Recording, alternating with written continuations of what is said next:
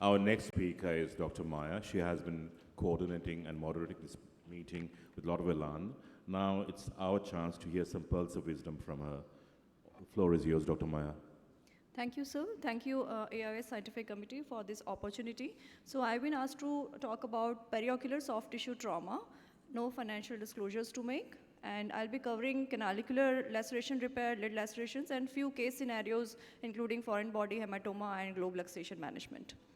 So the key steps in canalicular tear repair is find the torn ends of the canaliculi, temporarily place a well-tolerated stent, and then do an accurate layered closure of the lid laceration. So this was a case of post-road traffic accident, both upper and lower lid laceration, along with both upper and lower canalicular were lacerated. So first and foremost, it's important to debride all the necrotic edges and clean the wound, and then locate the punctum, dilate it, and then pass the probe. And it's most important to locate the distal cut end of the canaliculus.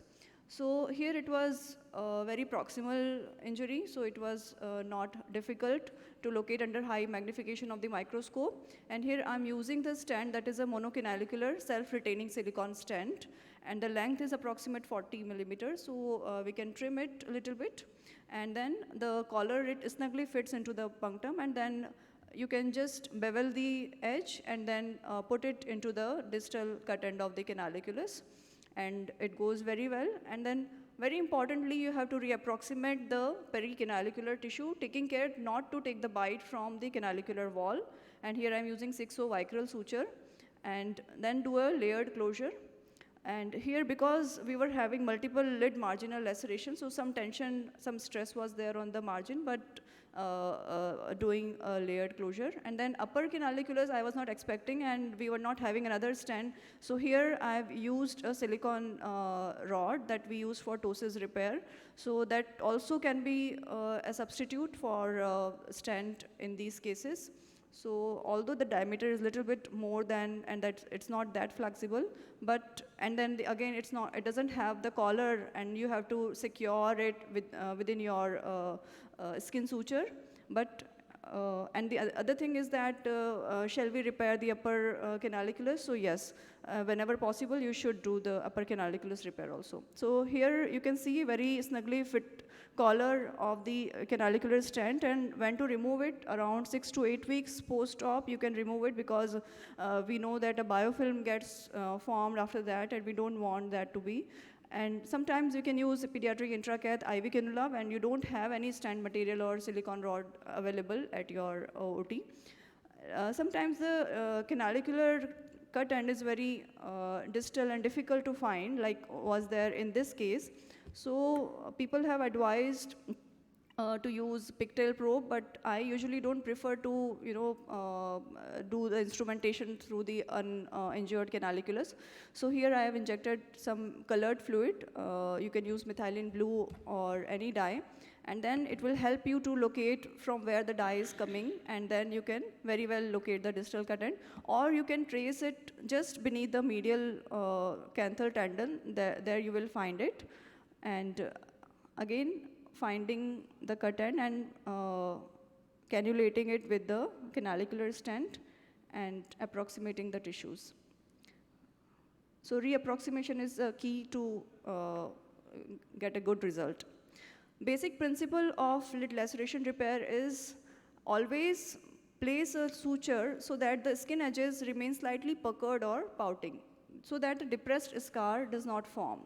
And whenever you are placing the lid marginal suture, the ends can be kept long to avoid the corneal irritation. Whenever there are deeper laceration, look for any levator aponeurosis injury and reinsert it into the tarsus. Never suture a septum, because you may lead into the leg of thalamus.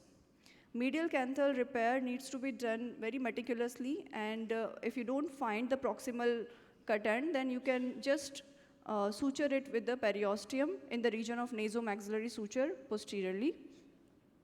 Discussing few case scenarios, this was a 30-year-old female. She presented to us with a purulent discharge from the right eye after a trauma to the wooden stick 4 months back. However, no entry wound was visible.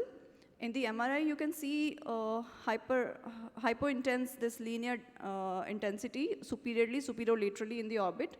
And when I traced from the superior fornix, this linear intensity was a wooden foreign body.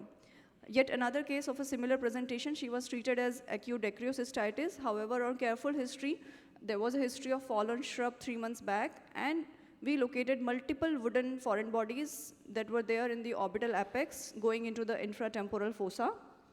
And through the inferior orbitotomy approach, we were able to retrieve multiple pieces of wooden foreign bodies through the inferotemporal fissure. Around 12 pieces of foreign bodies were removed.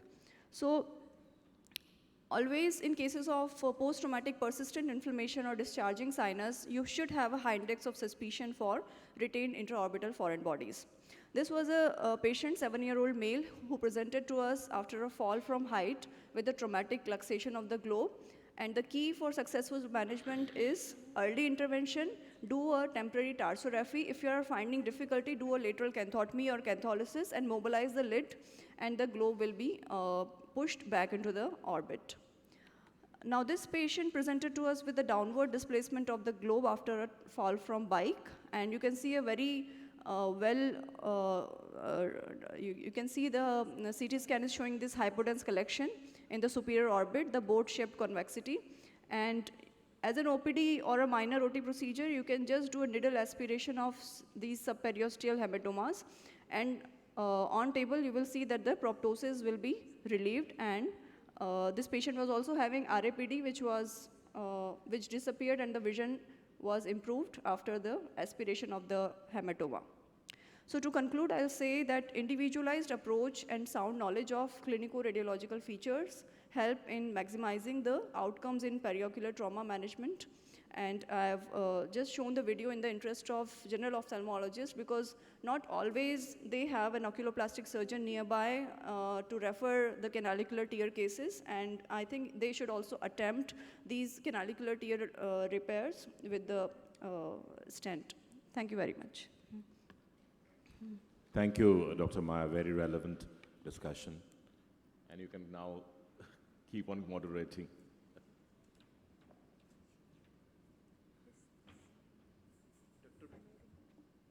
So, Maya, excellent. So just one simple, in case of an insurance patient or in a government setup, if you are expecting only one canalicular injury, both are proximal, then in such cases the other end, long end, very long generally, that one you can use. Because in a proximal end, so long, the tube is not required most of the time. yes. So up to the sac, you can assess, implant one, and the rest of the thing you can utilize in the other. Definitely, definitely. So the same stent you can use for both the canaliculars. Yes, we don't need that long, No, right? that if you use other, that one may, biofilm may develop, or there may be a size in case of especially in case of a pediatric case may varies. Okay, that's thank you.